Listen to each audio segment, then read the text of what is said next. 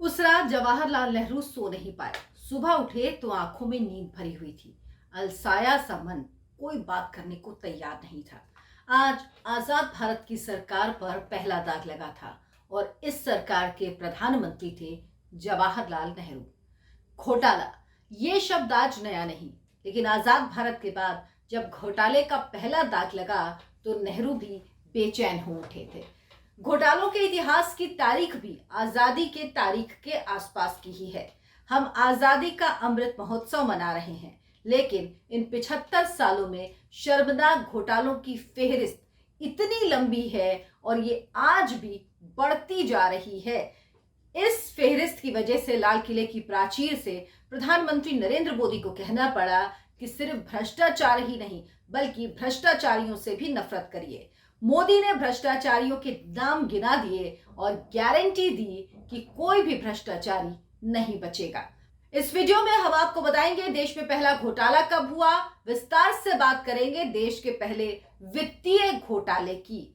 नमस्कार, बहुत बहुत स्वागत है। आप देखना शुरू कर चुके हैं राष्ट्रपथ। आपके साथ मैं हूं अर्चना सिंह।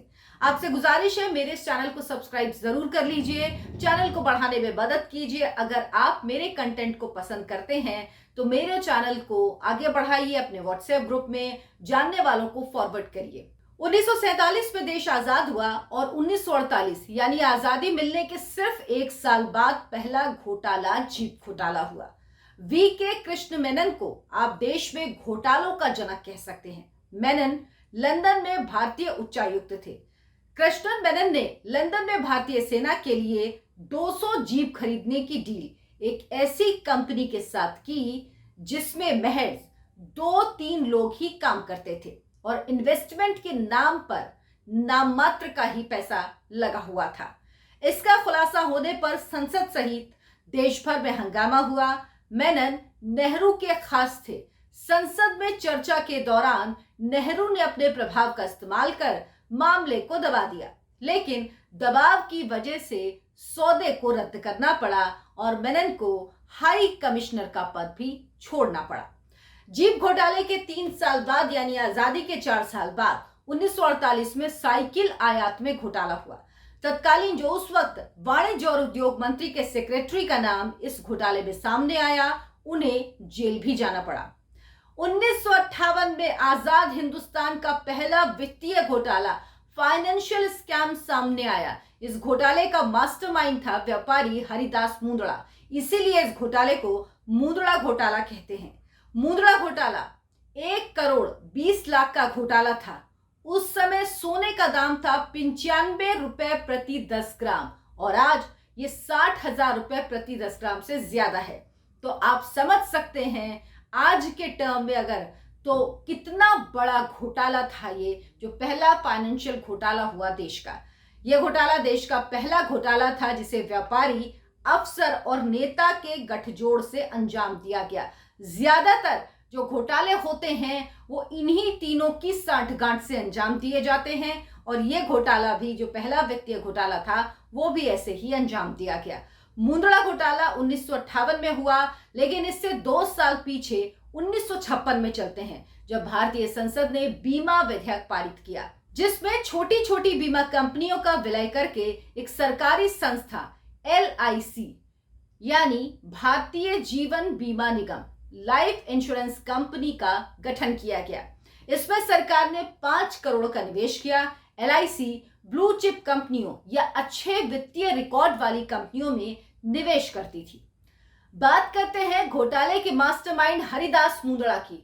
हरिदास मुंदड़ा कानपुर का रहने वाला था। बिजली के बल्ब बनाने वाली कंपनी में सेल्समैन था, जो बाद में शेयर बाजार में कारोबार करने लगा और कोलकाता स्टॉक एक्सचेंज में बड़ा सटोरिया बन गया। हरिदास मुंदड़ा ने इस घोटाले की पूरी प्लानिंग की हुई थी और इसे अंजाम देने के लिए उसने तत्कालीन वित्त सचिव HM पटेल से मुलाकात की और कहा मेरी संपत्ति 1 करोड़ 55 लाख की है। उस वक्त ये बहुत बड़ा अमाउंट हुआ करता था। तब सोने का दाम, एक बार फिर से आपको बता रही हूं, 95 रुपए प्रति 10 ग्राम था, जो आज 60,000 रुपए प्रति 10 ग्राम से भी ज्यादा है। तो शेयर दलालों और बैंकों को 5 करोड़ 24 लाख देने हैं। उसने कहा वित्त सचिव से कि मेरी संपत्ति 1,55,00,000 की है, लेकिन शेयर दलालों और बैंकों को मुझे 5,24,00,000 देने हैं।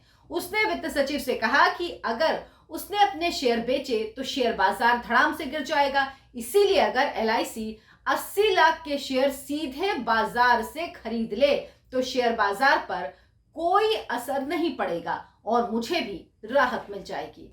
साथ ही उसने ये भी कहा कि LIC मुझे 1 करोड़ का कर्ज दे तो मैं LIC को बिजनेस दिलाकर उसकी भरपाई कर दूंगा। कुछ दिन की कागजी कार्रवाई के बाद मुंदड़ा ने LIC को 1,19,49,500 रुपए के अलग अलग कंपनियों के शेयर के दस्तावेज सौंप दिए और शेयर बाजार की कीमत के हिसाब से मुंदड़ा को 1,26,85,750 रुपए का भुगतान कर दिया गया। उस समय ऑनलाइन ट्रांजैक्शन तो होता नहीं था, आप जानते हैं, हार्ड कॉपी की डिलीवरी ही दी जाती थी। असली खेल तब समझ में आया जब शेयर ट्रांसफर करने का वक्त आया और तब पता लगा कि शेयर सर्टिफिकेट जो मुंदड़ा ने दिए थे वो दरअसल नकली थे, वो असली थे ही नहीं, वो सिर्फ फोटोकॉपी थी। जो ओरिजिनल शेयर सर्टिफिकेट है उसे हरिदास मुंदड़ा पहले ही कहीं और गिरवी रख चुका है, यानी उसने नकली सर्टिफिकेट दे दिए और असली सर्टिफिकेट वो पहले ही कहीं और गिरवी रख चुका था। सबसे बड़ी बात ये इसमें LIC की तरफ से जो लापरवाही हुई या यूं कहें जानबूझकर जो किया गया इस घोटाले के लिए कि LIC ने मुंदड़ा से शेयर अपनी इन्वेस्टमेंट कमेटी की सलाह के बगैर ही खरीदे। हालांकि LIC के अफसरों को इस बात का पता था पर किसी ने इस पर आपत्ति नहीं जताई। उनका मानना था कि सरकार की रजामंदी के बिना निगम के चेयरमैन और मैनेजिंग डायरेक्टर इतनी बड़ी डील कर ही नहीं सकते। इस घोटाले का खुलासा प्रधानमंत्री पंडित जवाहरलाल नेहरू के दामाद और इंदिरा गांधी के पति सांसद फिरोज गांधी ने किया। इसे लेकर नेहरू जी की बहुत किरकिरी हुई और ससुर और दामाद के बीच जो रिश्ते थे उसमें भी खटास आ गई। फिरोज गांधी ने इस घोटाले को लेकर संसद में वित्त मंत्री TT कृष्णामाचारी से सवाल किए। वित्त मंत्री उन सवालों का जवाब संसद में नहीं दे पाए। फिरोज गांधी ने इस मुद्दे को प्रतिष्ठा का प्रश्न बना लिया और आखिरकार सरकार को बंबई उच्च न्यायालय के रिटायर्ड जज MC चागला की अध्यक्षता में जांच आयोग बनाना पड़ा। इस घोटाले की सुनवाई जनता के सामने कोर्ट रूम में हुई। कोर्ट रूम के बाहर बड़े बड़े लाउड स्पीकर लगाए गए ताकि जो लोग अंदर बैठकर कार्यवाही ना देख पाए वो कम से कम बाहर इसे सुन सकें और बड़ी संख्या में लोग इस कार्यवाही को सुनने और देखने के लिए कोर्ट आते थे। जो अंदर नहीं जा पाते थे वो बाहर इस कार्यवाही को सुनते थे और जब लाउड स्पीकर में जज अधिकारियों और मंत्रियों को फटकार लगाते थे और उसकी आवाज लाउड स्पीकर में आती थी तो लोग तालियां बजाने लगते थे। सुनवाई 24 दिन में पूरी हो गई। हरिदास मुंदड़ा को जालसाजी का दोषी पाया गया और उसे 22 साल की सजा हुई।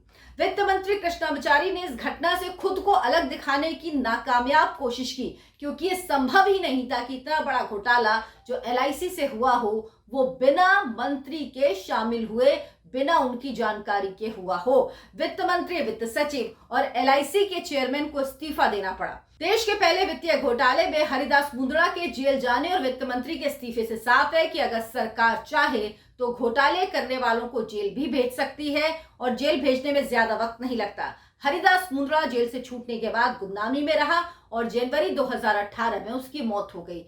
अब इसी तरह के भ्रष्टाचार पर कार्रवाई हो रही है और जब इन भ्रष्टाचारियों पर कार्रवाई हो रही है तो ये सब मिलकर कोर्ट गए, 17-18 दल और कोर्ट से कहा कि हम नेता हैं इसीलिए हमारे भ्रष्टाचार की जांच नहीं होनी चाहिए। कोर्ट ने फटकार लगा के बाहर निकाल दिया। अब ये सब विपक्षी एकता बना रहे हैं। ये सब कुछ सिर्फ इसीलिए हो रहा है क्योंकि भ्रष्टाचार की जांच हो रही है और भ्रष्टाचार की जांच बहुत तेजी से हो रही है जो इनको बर्दाश्त नहीं हो रही। लेकिन देश में घोटालों की शुरुआत आजादी के 1 साल बाद हो गई थी और 4 साल बाद हुआ था देश का पहला वित्तीय घोटाला। प्रधानमंत्री थे जवाहरलाल नेहरू। आप अगर इस तरह की सीरीज और देखना चाहते हैं तो मुझे कमेंट करके जरूर बताएं, लिखें और ये बताएं कि अगर आप किसी विषय पर, किसी खास विषय पर देखना चाहते हैं वीडियो, जानकारी चाहते हैं तो उसमें भी मैं कोशिश करूंगी कि वीडियो बना पाऊं जिस विषय पर ज्यादा लोगों के कमेंट आएंगे, ज्यादा लोग चाहेंगे कि मैं वीडियो बनाऊं, उस पर बनाऊंगी। आपसे गुजारिश है मेरे इस वीडियो को लाइक करें, शेयर करें और चैनल को सब्सक्राइब जरूर कर लें। नमस्कार।